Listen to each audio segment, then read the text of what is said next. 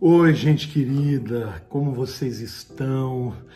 Quero, antes de mais nada, declarar meu amor, minha alegria de estar aqui com vocês. Estou até um pouco rouco, hoje é a quarta mensagem que eu estou gravando, mas estou muito animado de compartilhar da palavra de Deus e especialmente esse tema que é o tema do meu coração, né? E o tema de hoje, gente, é um tema super importante. Então, por favor, compartilhe este tema, porque este tema vai fazer com que muita gente não tenha como destino final o inferno.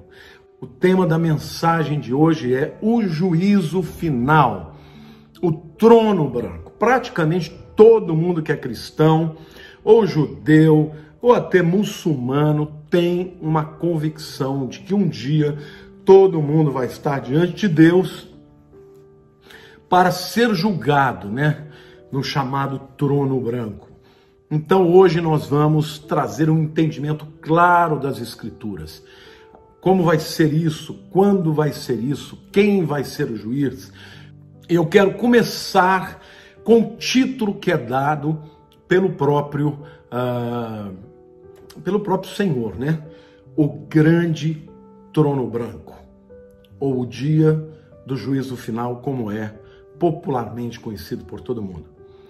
Vamos começar lendo Apocalipse capítulo 20, versículos 11 a 15, que diz o seguinte: Vi um grande trono branco, e aquele que nele se assenta, de cuja presença fugiram a terra e o céu, e não se achou lugar para eles, ou seja, ninguém conseguiu fugir, né, desse dia. Vi também os mortos, os grandes e os pequenos, postos em pé diante do trono. Então se abriram os livros. Ainda outro livro, o livro da vida, foi aberto, e os mortos foram julgados segundo as suas obras, conforme o que se achava escrito nos livros. Deu o mar os mortos que nele estavam, a morte e o além entregaram os mortos que nele havia, e foram julgados um por um, segundo as suas obras. Então a morte e o inferno foram lançados para dentro do lago de fogo. Esta é a segunda morte, o lago de fogo. E se alguém não foi achado inscrito no livro da vida, este foi lançado para dentro do lago de fogo. Em segundo lugar, eu quero falar sobre a sala do tribunal. Eu, para falar a verdade, eu nunca entrei num tribunal aqui na Terra, né? Aqui no Brasil. Então a imagem que eu tenho de tribunal no mundo é a imagem que a gente vê nos filmes americanos, né?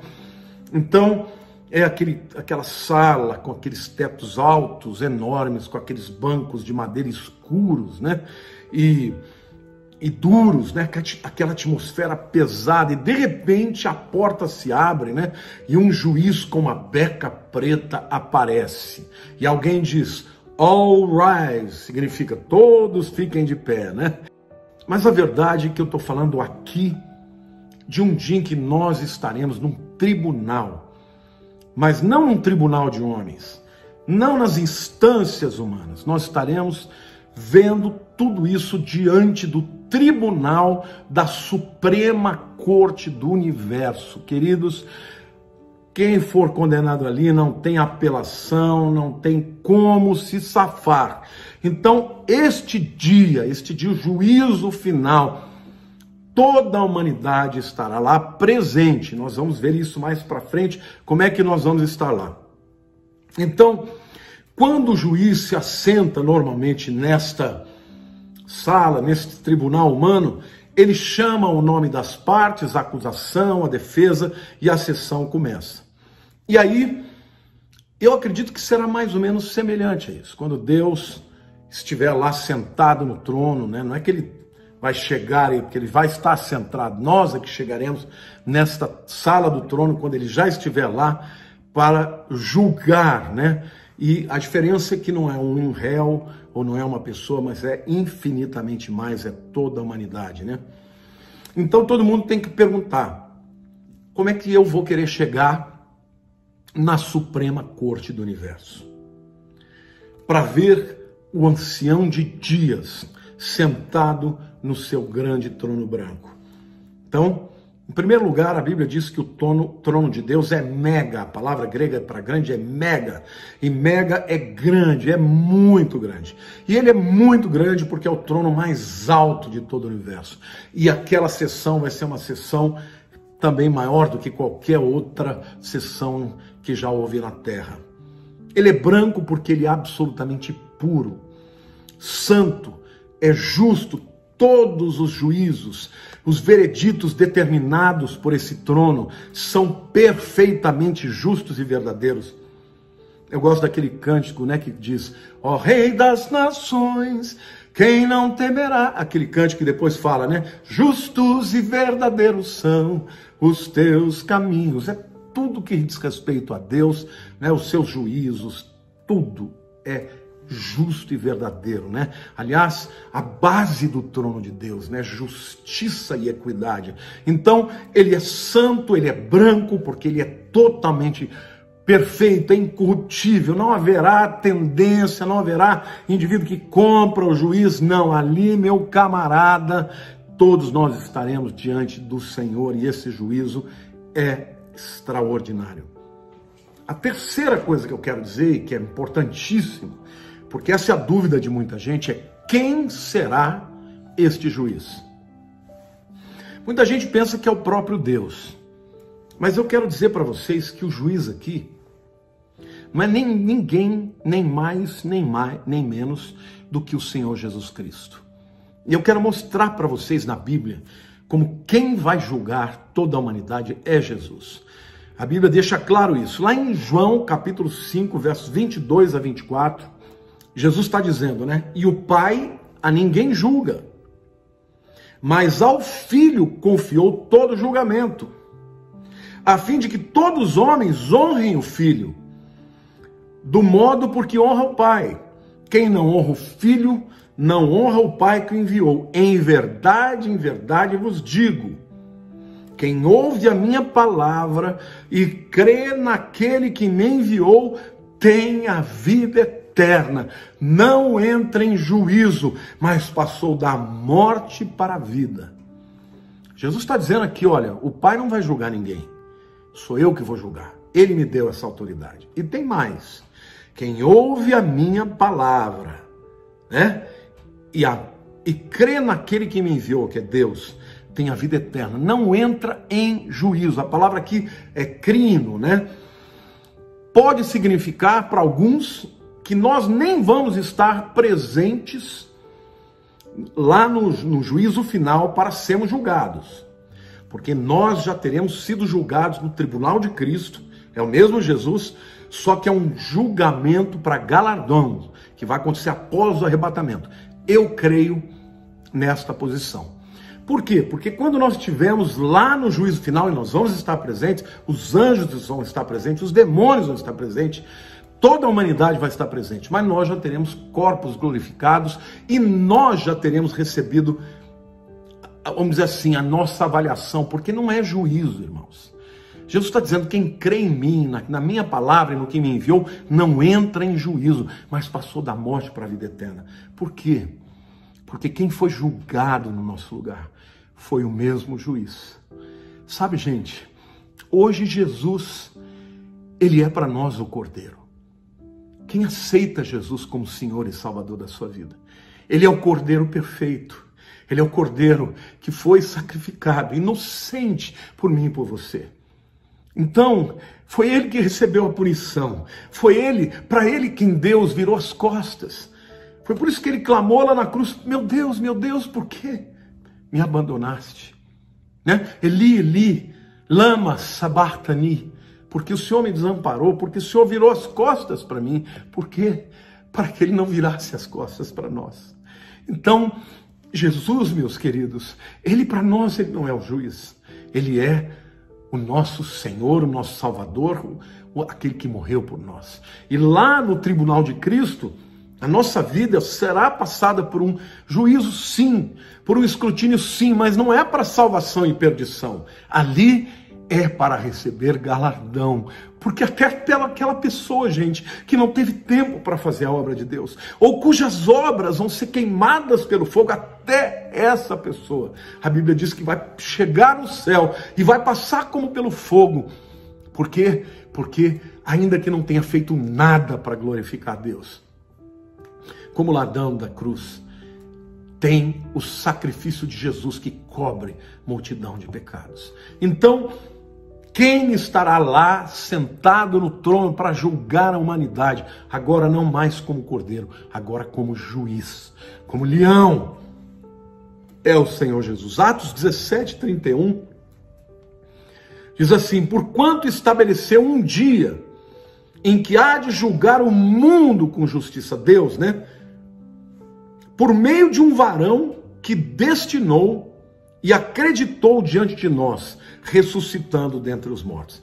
O que a palavra está dizendo? Que Deus vai julgar as pessoas por meio de um varão, que ele deu crédito, né? Acreditou, diante de nós, ressuscitando dentre os mortos. Quem é que ressuscitou dentre os mortos, que foi um varão enviado por Deus? Jesus. Então é Ele que vai governar o mundo, é Ele que vai julgar toda a humanidade, até porque, gente, Ele foi o paradigma. A tentação que eu e você enfrentamos, e muitas vezes pecamos, Ele não pecou. Então, o paradigma de julgamento não vai ser uma outra pessoa. Porque tem gente que pensa que vai ser livre. Ah, eu não mato, eu não roubo, eu não faço isso, não faço... Não, querido. Você vai ser comparado é com Ele, com o Senhor Jesus. Então, é muito importante que você entregue a vida para Jesus hoje, enquanto você está vivo. Porque Hebreus 9:27 diz: ao homem está ordenado morrer uma vez só. Então não tem purgatório, então não tem reencarnação, não tem segunda chance. A chance que você tem é agora, de entregar a vida para Jesus, dizer: eu sou pecador e eu creio que o Senhor é o meu Salvador. Se você declarar isso, se você confessar com o teu coração e com a tua boca, meu querido, você será salvo. Você não entra em juízo, mas passou da morte para a vida. Meu querido, é melhor você encontrar Jesus e encará-lo como seu Salvador do que como seu juiz. Porque naquele dia a Bíblia diz que os homens fugirão, quererão fugir da presença do ancião de dias e não conseguirão. Então o juízo final é um momento terrível para quem estiver vivo lá e não tiver ainda sido comparecido na presença de Jesus de outra maneira. Por quê? Por uma razão simples. Os mortos em Cristo foram arrebatados, tá? E quando no arrebatamento comparecerão diante do tribunal de Cristo, que não tem nada a ver com o juízo final. Os velhos do testamento, eu creio pessoalmente que eles estarão juntos no arrebatamento, mas tem alguns teólogos que dizem que não, que eles vão ressuscitar na chamada primeira ressurreição, que se dá lá no final da grande tribulação, antes de começar o milênio. Tá? Alguns acreditam que os santos do Velho Testamento estarão ali, juntos com os que morreram na tribulação e com todos os que creram na vinda do Messias lá no passado. Eu pessoalmente creio que todos os santos do Velho Testamento estarão juntamente com os arrebatados. Mas tudo bem, isso a gente vai ver lá. Mas quem passou pela tribulação, vivo, vai ser julgado no final do milênio, no juízo final. E quem, da mesma maneira, morreu antes, desde Adão, sem crer no Messias e em Jesus, estarão todos lá, desde Adão. Todos os homens estarão na presença do Senhor, que é o juiz sentado no trono branco. 2 Timóteo capítulo 4, versículo 1 diz assim: conjuro-te perante Deus e perante Cristo Jesus, que há de julgar vivos e mortos, pela sua manifestação e pelo seu reino. É Jesus, meus queridos. É Jesus quem vai julgar a humanidade. Ele tem autoridade para julgar, porque mesmo sendo tentado em tudo, nunca pecou. Diferentemente de Adão, que não tinha nenhum pecado, e pecou, Jesus também não tinha pecado, porque não nasceu do homem, da semente do homem, mas só da mulher e do Espírito Santo, não tinha pecado, mas ele, com a mesma tentação que Adão teve, ele disse, de jeito nenhum vou ceder às suas tentações. Por isso ele tem autoridade para julgar. Em quarto lugar, eu quero falar dos intimados a comparecer. Quem são estes que vão comparecer no dia do juízo final, diante do trono branco? Apocalipse 20:12 diz: vi também mortos, os grandes e pequenos, postos em pé diante do trono. Então se abriram os livros, e ainda outro livro, o livro da vida, foi aberto, e os mortos foram julgados segundo as suas obras, conforme o que se achava escrito nos livros. Note, queridos, aqui fala de grandes e pequenos, e de todos os que ficam no meio disso, né? Então o contexto dessa passagem deixa claro que os mortos desde a época de Adão até o final vão ser julgados nesse dia. Está falando de mortos. Por quê? Porque os que foram arrebatados já não estão mortos, já estão vivos. Os que morreram na grande tribulação também não estão mortos, já ressuscitaram na primeira ressurreição. Então, todos os que estiverem julgados no juízo final são quem? São todos mortos. E são todos aqueles que viveram no final do milênio, tá? E entraram vivos diante do Senhor. Esses estarão também lá, mas os mortos todos, desde Adão, estarão lá julgados, com exceção, obviamente, dos que se converteram a Deus, tá? Então, os mortos que não creram em Cristo estão lá, aqueles que estão vivos, porque viveram até o final do milênio, resistiram à tentação de Satanás quando ele foi solto, quando estiverem diante desse tribunal, estarão lá para serem julgados vivos. Apocalipse 24:6 diz assim: vi também tronos, e nesses sentaram aqueles aos quais foi dada a autoridade de julgar.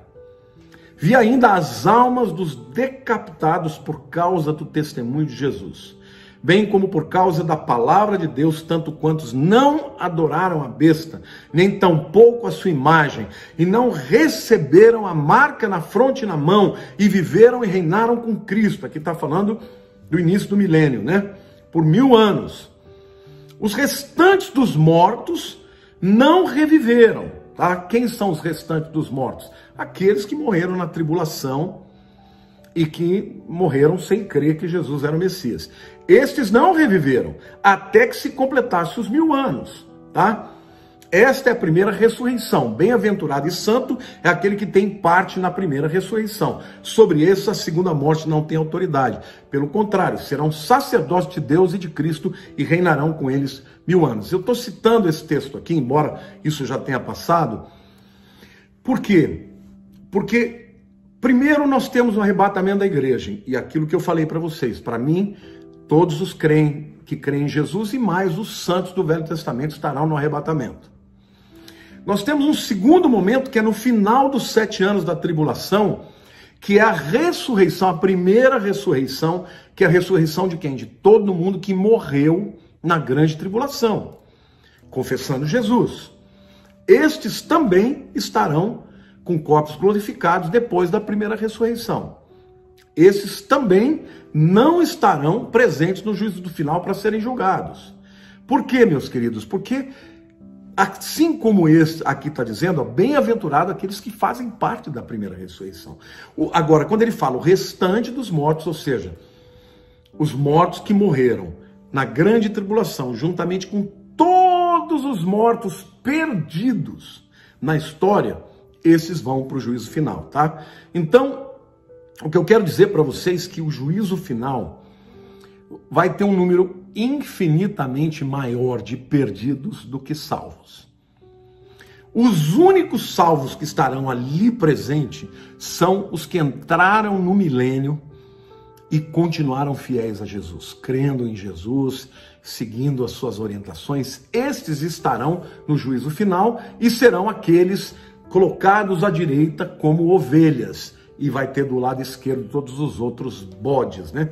Então, nesse grande julgamento, gente, vai ter todo tipo de gente, grandes e pequenos. Gente, você já pode imaginar? Hitler vai estar lá. Vocês podem imaginar, Stalin vai estar lá, Mao Tse Tung vai estar lá, Pol Pot vai estar lá, todos os tiranos, os assassinos da história da humanidade vão estar lá, mas vão estar também aqueles que não confessaram Jesus como Senhor e Salvador. Então, eu quero continuar falando sobre isso, falando de onde virão estes intimados para aquele grande dia. Apocalipse 20:13 diz assim: deu o mar aos mortos que nele estavam, a morte e o além entregaram os mortos que nele havia, e foram julgados um por um segundo as suas obras. Então, ou seja, o indivíduo morreu pegando fogo, foi cremado, vai estar lá.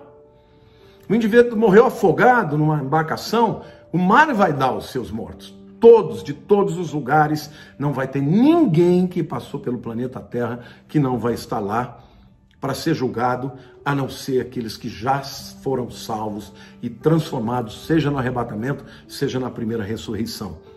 Então aqui vale de novo reforçar. Hebreus 9:27, meu amado, diz: ao homem está ordenado morrer uma só vez, vindo depois disso o juízo. Não haverá reencarnação para você pagar os seus próprios pecados, não terá segunda chance, não haverá purgatório. A tua oportunidade é aqui, enquanto está vivo, e depois disso o juízo. As evidências do julgamento, querido, está lá em Apocalipse 20:12. Vi também os mortos, os grandes e pequenos, postos em pé diante do trono. Então se abriram livros, ainda outro livro, o livro da vida foi aberto, e os mortos foram julgados segundo as suas obras, conforme o que se achava escrito nos livros. Então aqui fala de os livros no plural, que fala de registros infalíveis de Deus, de todos os pensamentos, de todas as intenções, de todas as palavras, de todas as ações, de todas as obras que as pessoas tiverem cometido neste mundo. Há muitos livros, tá? Daniel capítulo 7, versículo 10 diz, um rio de fogo manava e saía de diante dele. Milhares de milhares o serviam, e miríades de miríades estavam diante dele. Assentou-se o tribunal e se abriram os livros. Aqui fala do ancião de dias, que é Jesus. Fala de literalmente o momento do julgamento em que os livros são abertos. Mas primeiro fala de livros no plural, tá? São livros e são inúmeros, porque imagina o tanto de livro que tem que ter para que as obras, os pensamentos, as ações de toda a humanidade estejam ali escritos. Mas o segundo é o livro da vida. Esse é um só. É um livro enorme, viu, gente? Porque está a lista de todos os nomes incontáveis de pecadores que confiaram em Jesus Cristo. De pecadores que convidaram a Jesus para ser o seu Salvador, para ser o Senhor das suas vidas. Sabe, gente? Aqui em João capítulo 5, 24, eu quero dizer uma coisa. O texto diz: em verdade vos digo, quem ouve a minha palavra e crê naquele que me enviou, tem a vida eterna. Não entra em juízo, mas passou da morte para a vida. Eu, pessoalmente, penso que nós já estaremos lá com corpos glorificados. E muito provavelmente seremos aqueles que ajudarão no julgamento. Mas outros, entretanto, acreditam que todo mundo vai comparecer lá. E esta palavra juízo aqui, crises, né, fala literalmente do quê? De juízo condenatório. Então, que essas pessoas não teriam condenação, mas teriam absolvição. Tudo bem. Eu, pessoalmente, continuo crendo que se nós já comparecemos perante o tribunal de Cristo para obras de galardão, não tem sentido passar de novo por esse escrutínio, porque lá nós já teremos passado por tudo. Mas a verdade é o seguinte, queridos: quem confessou a Jesus como Senhor da sua vida, por pior que tenha sido os seus pecados, aonde abundou o pecado, superabundou a graça. Nem todos os pecados da humanidade inteira, meus queridos, colocados de um lado da balança e do outro lado da balança, a justiça de Jesus. A justiça de Jesus terá mais peso. Então eu quero declarar para você que ainda não se entregou a Jesus. Meu amado, não serão as suas boas obras que salvarão. O que salva o homem é o sacrifício de Jesus, o Cordeiro de Deus que tira o pecado do mundo. Então, aqueles que têm a marca do Espírito Santo, o selo na sua testa, esses estarão cobertos pelo sangue do Cordeiro. Vocês se lembram da tampa do propiciatório? Aquilo cobria, né? A palavra Yom Kippur. Kippur é aquilo que cobre, é cobertura, porque é o sangue que cobria aquela tampa. E quando Deus olhava os pecados da humanidade, prefigurados naqueles 3 elementos que estavam dentro da arca, né? A vara de Arão que floresceu, que fala do pecado do povo que rejeitou a autoridade de Arão, fala da lei da Torá que estava lá e o povo desobedeceu a lei de Deus, não é isso? E fala também dos vasos de Arão, né, que estava lá com maná, né, dentro, e o povo rejeitou, né, chamou de pão vil a provisão de Deus. Então, dentro da arca da santidade, a arca da aliança de Deus, ali estavam os 3 elementos condenatórios da humanidade. Mas a tampa da arca, quando vinha o dia do Yom Kippur, o dia da expiação, o sangue de um animal puro, cobria aqueles pecados, e o povo de Israel tinha os seus pecados cobertos. Mas, queridos, a Bíblia diz que Jesus não entrou no Santos dos homens, ele entrou no Santos dos céus, e ele entrou com o seu sangue ali, e ele ofereceu para Deus de uma vez para sempre, o sacrifício maior de todos, pelos pecados da humanidade. Você está entendendo? É o sangue de Jesus que nos cobre os pecados. Então, aonde abundou o pecado, superabundou a graça. E eu quero dizer para você que no dia que você abre o teu coração e diz: Senhor, eu sou pecador, mas eu quero, Senhor, confessar que Jesus é o meu Senhor e o meu Salvador, neste dia, meu amado irmão, o teu nome é inscrito no livro da vida. E, portanto, quando você morrer, você irá direto, no dia do arrebatamento da igreja, comparecer diante do tribunal de Cristo. Nesse tribunal não terá nenhuma pessoa perdida. A palavra tribunal ali de Cristo é pódium. Era o pódium que recebia os corredores da maratona para receber as suas medalhas, as suas coroas de louro. Então, meu querido, aquele que crê nas minhas palavras e naquele que me enviou, não entra em juízo, mas passou da morte para a vida. Nós estaremos lá, mas não para sermos julgados, porque Jesus já foi julgado no nosso lugar. E quem é o juiz? É aquele que nos absolveu. Ele olhar por você, vai ser visto sempre na eternidade como marcado por ele, marcado, dono, propriedade exclusiva do Senhor. Aleluia, eu prefiro olhar para ele como meu Senhor, como Cordeiro de Deus. É por isso que quando lá em Apocalipse capítulo 4 e 5, quando João começa a chorar porque ninguém foi achado digno de abrir o livro, entra na sala do trono o Cordeiro que foi morto, o leão da tribo de Judá. Provavelmente ele entra com a sua figura ensanguentada, porque o seu sangue, meus amados, é o que nos perdoa dos pecados. Então, quem é que vai estar lá presente para ser julgado? Todos os perdidos desde Adão.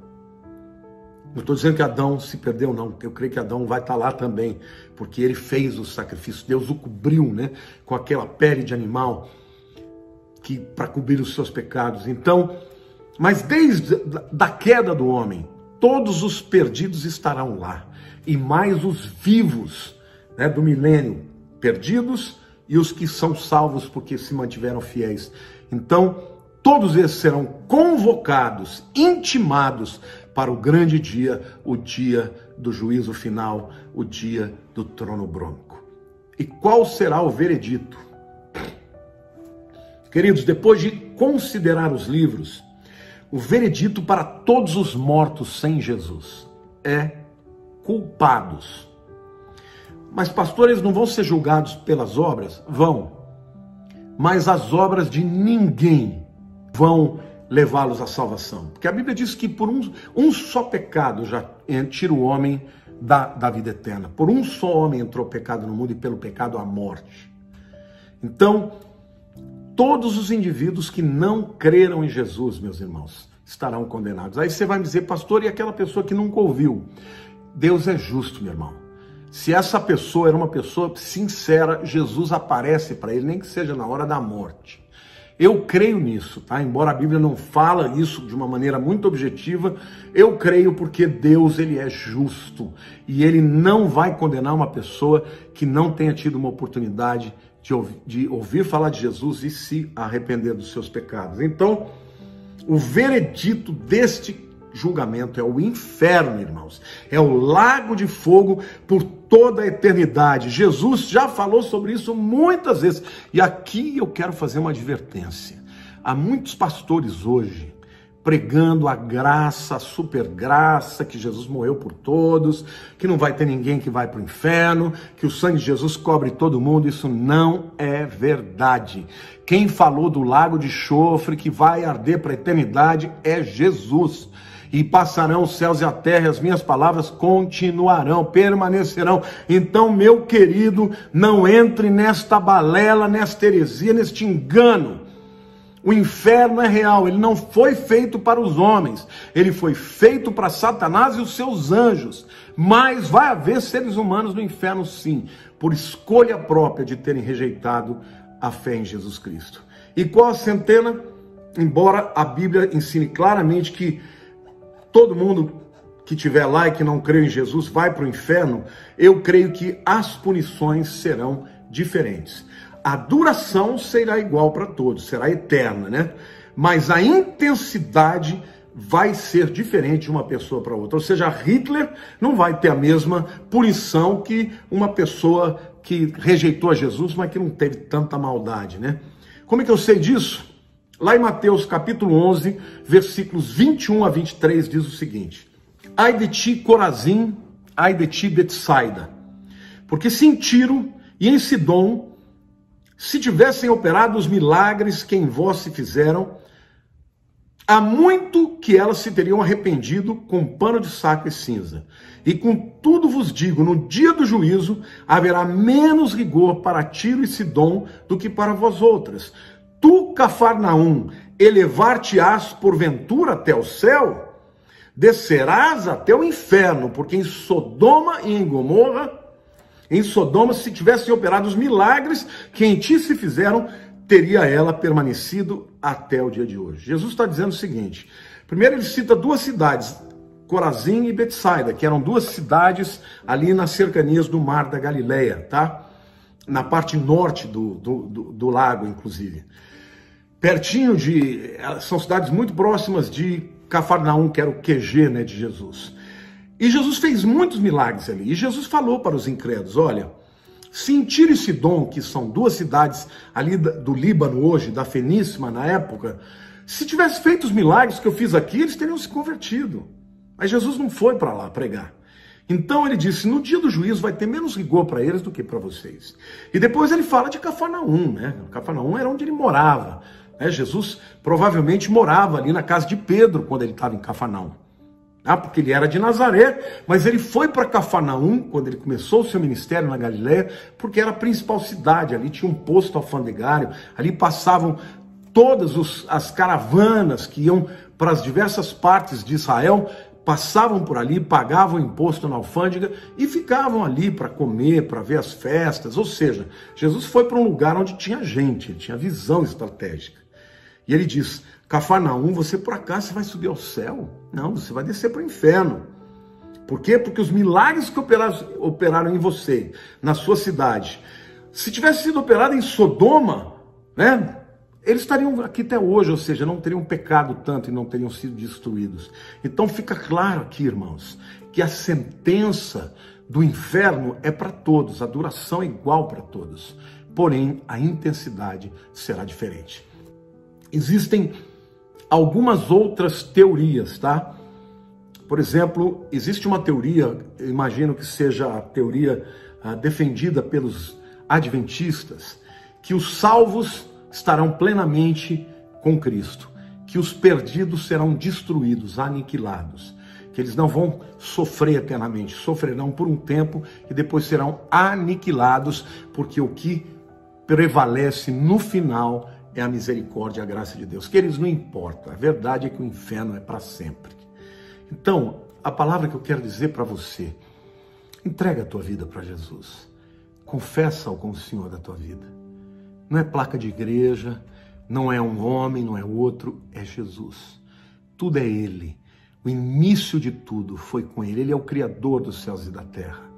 A palavra de Deus em Colossenses diz: todas as coisas foram feitas por Ele, e sem Ele nada do que foi feito se fez. Ele adentrou na dimensão temporal e Ele deu a vida por nós. Os seus ensinamentos maravilhosos, a sua palavra extraordinária, o seu amor incondicional é para o mundo inteiro.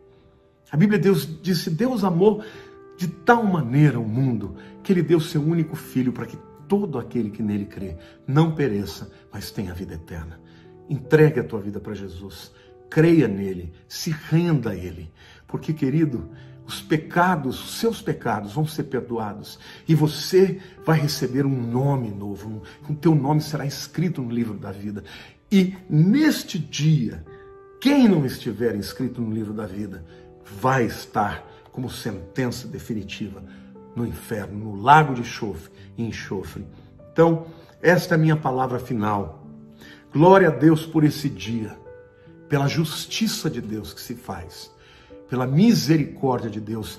Meus amados, eu quero pedir encarecidamente para você, não guarde esse vídeo para você, leve adiante, compartilhe por WhatsApp, no YouTube, compartilhe nas diversas mídias sociais, no Instagram, compartilhe sei lá, no Facebook, não sei, por e-mail, como você pode compartilhar, porque as pessoas precisam saber que um dia todo mundo vai comparecer diante do Senhor. Mas há uma oportunidade, enquanto estamos vivos, de viver uma vida de arrependimento e entregar a vida para Jesus e fazer dele o nosso Salvador. Eu creio que nós não estaremos no juízo final para sermos julgados. Talvez sejamos um daqueles que julgará também os anjos e ajudará no juízo do grande Rei, do grande Juiz, o Senhor dos Senhores, Jesus, o nosso Salvador. Amém? Que o Senhor te abençoe, que o Senhor possa transformar a sua vida, que esta palavra possa transformar as suas decisões e que você se renda agora, confesse agora a Jesus. Eu quero te pedir que você que ainda não entregou a sua vida, dobre os seus joelhos e fale com Ele assim, repita essa oração. Senhor Jesus, eu ouvi a Tua palavra e eu creio que ela é verdadeira. Eu sou pecador e por mim jamais eu poderia estar na Tua presença. Mas eu aceito o Teu sacrifício. Eu aceito e creio que o Teu sangue derramado perdoa os meus pecados. Eu aceito, Senhor, que o Senhor escreve o meu nome no livro da vida, porque eu estou te confessando como meu Senhor e meu Salvador. A partir de agora eu vou viver para Ti e vou fazer do Senhor não só o meu Salvador, mas o Senhor da minha vida. Amém. Se você orou assim, meu querido, a Bíblia diz que o teu nome está no livro da vida. E, portanto, o inferno não será o seu destino, mas será a Nova Jerusalém e a presença de Deus. Aleluia! Domingo que vem falarei sobre a Nova Jerusalém, sobre novos céus e nova terra. Às 9 horas da manhã, como esse vídeo está sendo postado, e vai ser uma grande bênção. Beijo no coração de vocês, amo a tutti voi che ascoltano. Grazie Dio, graças a Deus, Deus te abençoe, Dio te benedica, amém? Que o Senhor te abençoe, em nome de Jesus. Jesus loves you. Surrender your life to Jesus. Make Him your Savior. In Jesus' name I pray. Estou orando aqui em várias línguas para que isso vá para muitas nações da terra. Deus te abençoe em nome de Jesus. O Senhor é Deus e Jesus é o Rei dos Reis. Aleluia. Glória ao teu nome, Senhor. Um beijo no teu coração.